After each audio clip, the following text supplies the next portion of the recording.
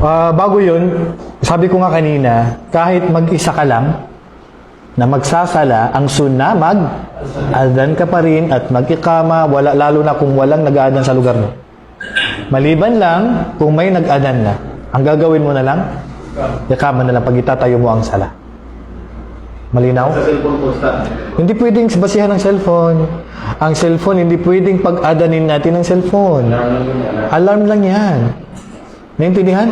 At ang sunnah sa atin na nakakarinig ng adhan, susundin natin ang sinasabi ng nag-adhan, maliban sa hayya ala sala at hayya ala fala, dahil ang sagot natin, la hawla wala quwwata illa billah.